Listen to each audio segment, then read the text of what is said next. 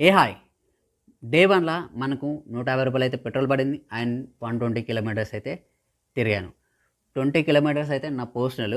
So, 100 kilometre అయితే రైల్‌లో అనమాట. అండ్ మ్యాప్ లొకేషన్ కరెక్ట్ లేక, కస్టమర్‌ని డ్రాప్ చేసిన కాడ మనకు సక్కగా రైడ్స్ రాక, అండ్ వేరే లొకేషన్‌కి పోవడం వల్ల మనకట్లా ఎక్కువ కిలోమీటర్లు తిరగడం జరిగింది. అండ్ డే 2 వచ్చేసి ఇవాళ 11:21 ఏఎంకి అయితే స్టార్ట్ చేస్తున్నాం. Monday 18 August 2025. ఈ టైంకి అయితే మనం డే 2 అయితే స్టార్ట్ చేస్తున్నాం. సో, నాకు కొన్ని పర్సనల్ వర్క్ ఉంది.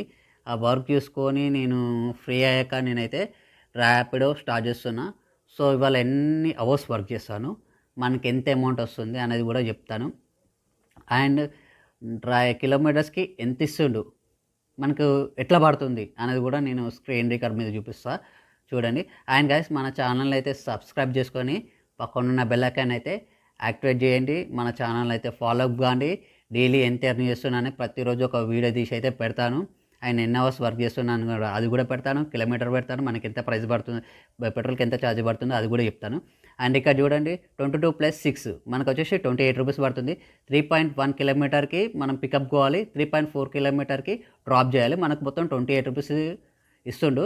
ఇదైతే వర్తే కాదు. ఆయన కింద చూడండి, 17 + 4 కిలోమీటర్స్ 21 రూపీస్ అయితే ఇస్తుండు. 0.9 కిలోమీటర్కి అయితే పికప్కి వెళ్ళాలి.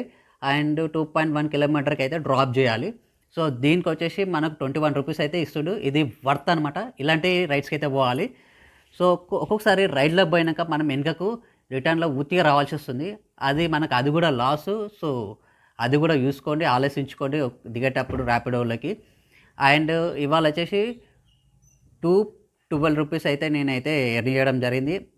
అండ్ ఇక్కడ వచ్చేసి 215 రూపీస్ అయితే మనకు చూపిస్తుంది. ఆల్రెడీ వ్యాలెట్‌లో కొంచెం పైసలు ఉన్నాయి. సో, అందుకే మనకు 215 రూపీస్ అయితే మనకు చూపెట్టడం జరుగుతుంది.